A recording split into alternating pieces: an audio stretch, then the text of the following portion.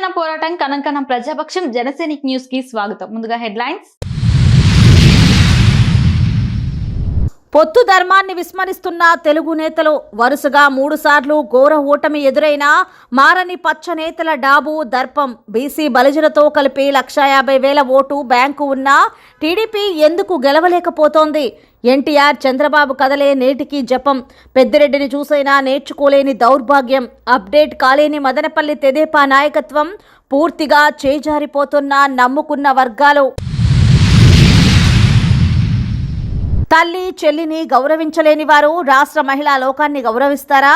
PCC chief షర్మిలమ్మ trolling పై ప్రభుత్వం తక్షణం చర్యలు చేపట్టాలి. మదనపల్లి కాంగ్రెస్ నేత రెడ్డి సాహెబ్ ఘాటు హెచ్చరిక. కంటైనర్లో తరలిస్తున్న 10,000 గోడ గడియారాలు పట్టివేత.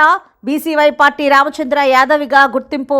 రామసముద్రం చెక్పోస్టు తనిఖీల్లో గుర్తింపు. కర్ణాటక నుండి తరలిస్తున్నట్లు పోలీసుల వెల్లడి. ఇక డీటెయిల్స్ చూస్తే, హలో, మామూలు ఫీజులతో మీ బిడ్డలకు కార్పొరేట్ విద్య కావాలా? అయితే చలో brilliant English medium school, Neerugattivaripalle, Madanapalle.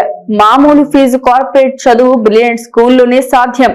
10, 20 కాదు, 25 ఏళ్లుగా 100కు 100% ఫలితాలు. 100%లో 100 మంది బ్రిలియంట్ విద్యార్థి మేధావులను తీర్చిదిద్దిన సంస్థ మన నీరుగట్టువారి పల్లెలోని brilliant English medium school.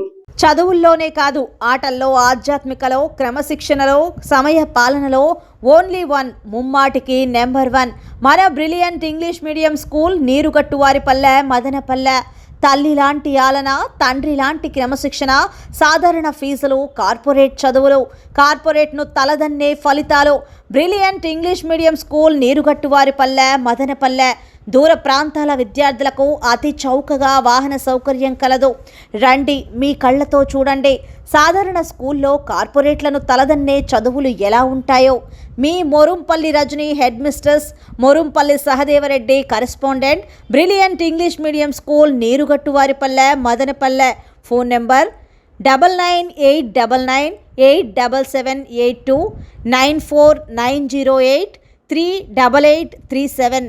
జేహో BC కార్యక్రమం విజయవంతమైంది. బీసీల పార్టీ తెలుగుదేశం. మదనపల్లిలో తెలుగుదేశం గెలవాలి, రాష్ట్రంలో చంద్రబాబు ముఖ్యమంత్రి కావాలి అంటూ ఆదివారం సాగిన జేహో బీసీ కార్యక్రమం ఆసంతం పొత్తు ధర్మాన్ని మర్చి వ్యక్తి భజనతో సాగడం పలు విమర్శలకు తావిచ్చింది. సాక్షాత్తు పార్టీ అధినేత చంద్రబాబు నాయుడు పొత్తుకు అధిక ప్రాధాన్యత ఇస్తున్నారు.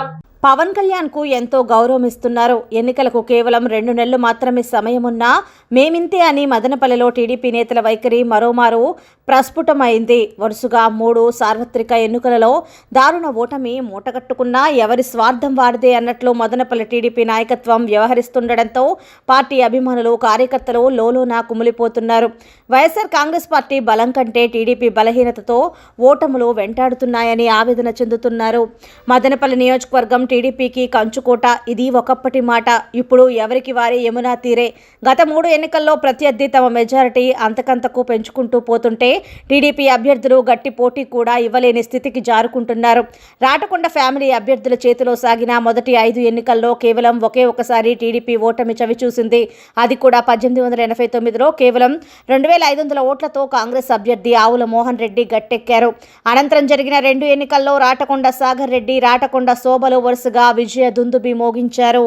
అన్ని వర్గాలను కలుపుకుపోవడంతో పాటు అడ్మినిస్ట్రేషన్ పరంగా చక్కటి పరిపాలన అందించారు. ఆ తర్వాత పేరు గొప్ప ఊరు దిబ్బ అన్నట్లు సాగింది తెలుగుదేశం ప్రస్థానం. అప్పటి వరకు చక్కగా బలంగా నిర్మాణమైన పార్టీ క్యాడర్తో 2004 ఎన్నికలకు వెళ్లిన దొమ్మలపాటి రమేష్ ప్రత్యర్థి పార్టీకి కాంగ్రెస్ సింబల్ లేకపోవడంతో ఇండిపెండెంట్ అభ్యర్థి రామదాస్ చౌదరిపై 5,000 పైచిలుకు ఓట్లతో బయటపడ్డారు. 2004 అనంతరం పార్టీలో అభ్యర్థుల గోల రోజురోజుకు పెరిగిపోయింది. పార్టీ ప్రయోజనం కంటే తమ ప్రయోజనమే ముఖ్యమన్నట్లు మదనపల్లి టీడీపీ నాయకత్వం ఇష్టారాజ్యంగా వ్యవహరించింది. ఎవరికి వారు తమ మైనస్లను చెప్పుకోకుండా పార్టీ కోసం కష్టపడుతున్నామని చెప్పుకోవడం పరిపాటైంది. దాదాపు 10ల సంఖ్యలో ఎమ్మెల్యే అభ్యర్థులు పుట్టుకొచ్చారు. బలమైన నేత అయిన రాటకొండ సాగర్ రెడ్డికి 2009లో ప్రజారాజ్యం పార్టీ గట్టి దెబ్బ కొట్టింది.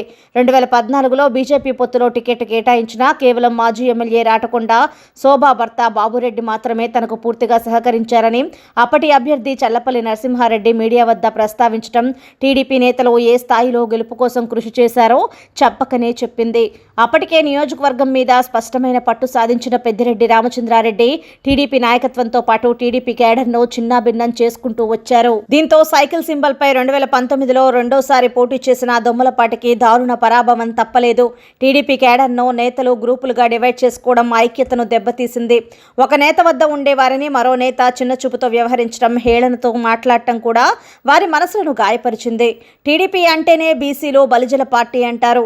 ఈ విధంగా చూసిన నియోజకవర్గంలోని 2,57,000 ఓటర్లలో దాదాపు 1,50,000 ఓటర్లు బీసీలు బలిజలతో కూడిన టీడీపీ ఓటు బ్యాంకు ఉందన్నది వాస్తవం కూడా.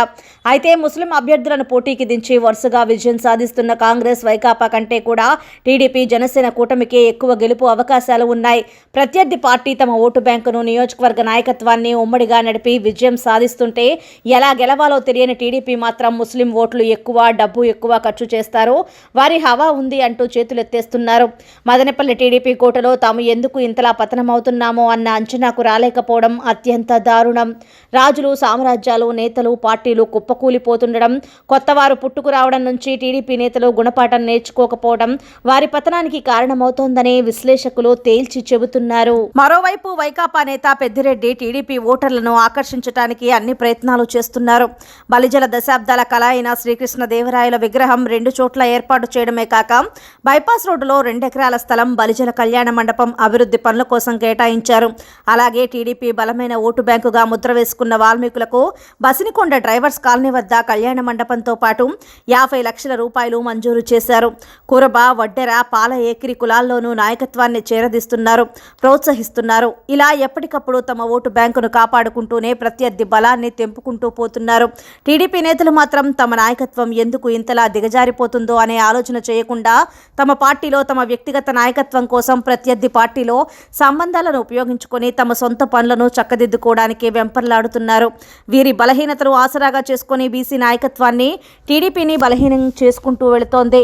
తాము పెట్టే స్థాయి నుంచి యాచించే స్థాయికి పడిపోయినా వారు తమకేమీ పట్టినట్లు వ్యవహరించడం పిల్లి పాలు తాగే సామెత గుర్తు చేయక మానదు. మదనపల్లిలో పార్టీ బలపడి నిలబడితే ఆ ప్రభావం పక్కనున్న 2-3 నియోజకవర్గాల బలోపేతానికి తోడ్పడుతుంది. నందమూరి తారక రామారావు పార్టీని స్థాపించినప్పటి నుంచి బీసీలకు అధిక ప్రాధాన్యత ఇచ్చిన పార్టీ తెలుగుదేశం అన్నది కాదనలేని వాస్తవం. ఒకప్పటిలా సినిమా ప్రభావం నేడు లేదు. నాటి ఎన్టీఆర్ ఓడులా ఒక హీరోకి అగ్రతాంబూలము నేడు లేదు.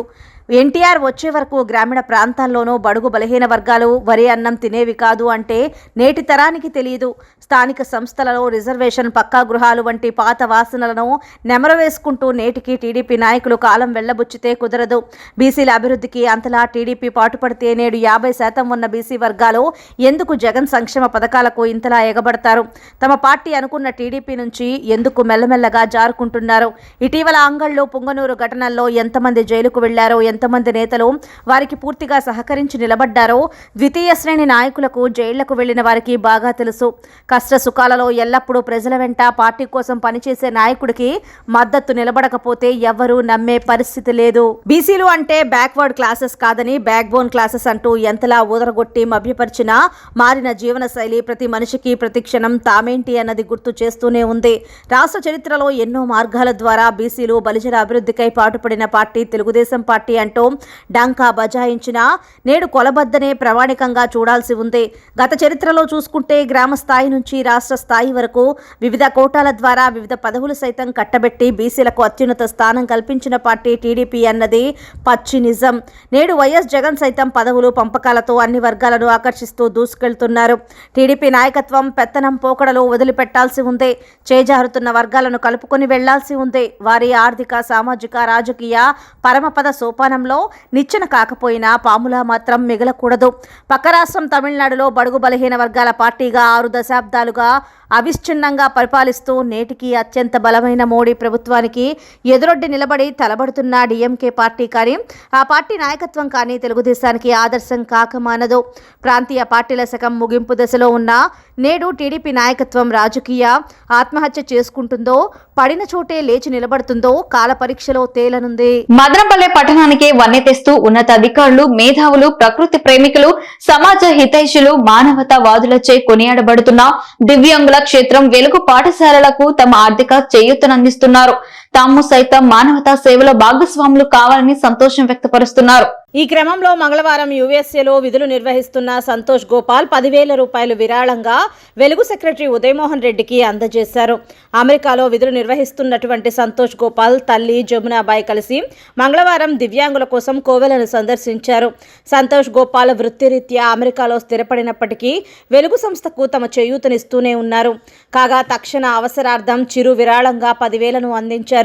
ఈ సందర్భంగా అక్కడకు విచ్చేసిన సంతోష్ గోపాల్ వారి మాతృమూర్తి జమునాబాయిలకు secretary M Udayamohan Reddy, convener Bhagyalakshmi సాదరంగా స్వాగతం పలికారు.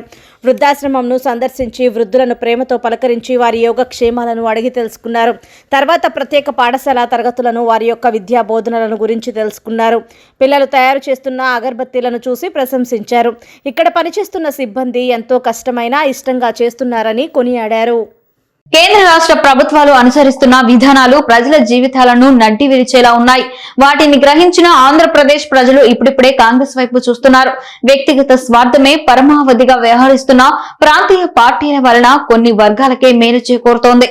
అన్ని వర్గాల ప్రజలను అక్కున చేర్చుకునే తల్లి లాంటి కాంగ్రెస్ వల్లనే అన్ని వర్గాలకు మేలు జరుగుతుందని కాంగ్రెస్ పార్టీ నేత రెడ్డి సాహే స్పష్టం చేశారు. మంగళవారం స్థానిక కాంగ్రెస్ పార్టీ కార్యాలయంలో స్వచ్ఛందంగా కాంగ్రెస్ పార్టీలో చేరిన మహిళలను సాధారణంగా కండువా కప్పి పార్టీలోకి ఆహ్వానించిన రెడ్డి సాహెబ్ వారిని ఉద్దేశించి మాట్లాడుతూ తల్లి చెల్లి అనే సంబంధాలను కూడా విస్మరించి మహిళా లోకానికి అవమానపరిచేలా ట్రోలింగ్ చేయడాన్ని తీవ్రంగా ఖండించారు. కాంగ్రెస్ చీఫ్ వైఎస్ షర్మిలమ్మ మీద ట్రోలింగ్ చేస్తున్న వారిపై జగన్మోహన్ రెడ్డి వెంటనే స్పందించి చర్యలు తీసుకోవడంతో పాటు కేసు నమోదు చేసి అరెస్ట్ చేయాలని డిమాండ్ చేశారు. లేని పక్షంలో రాష్ట్ర వ్యాప్తంగా నిరసనలు చేపడతామని హెచ్చరించారు. ఇప్పటికైనా ప్రభుత్వం మహిళా లోకాన్ని గౌరవించేలా వ్యవహరించాలని హితవు పలికారు. తల్లిని చెల్లిని గౌరవించలేని నాయకులు రాష్ట్రంలోని మహిళలకు ఎలా భద్రత కల్పిస్తారని ప్రశ్నించారు. ఈ కార్యక్రమంలో మండలం అధ్యక్షులు సురేంద్రరెడ్డి, మహిళా అధ్యక్షురాలు వై ఈశ్వరమ్మ, మహమ్మద్ రఫీ, మహమ్మద్ అలీ, అమీర్ జాన్, ఎస్సీసెల్ జిల్లా ఉపాధ్యక్షులు రవీంద్రలు పాల్గొన్నారు. అప్పుడే ఎన్నికల తాయిలాలు రెడీ అయ్యాయి. అవి రకరకాల రూపాల్లో సిద్ధమవుతున్నాయి.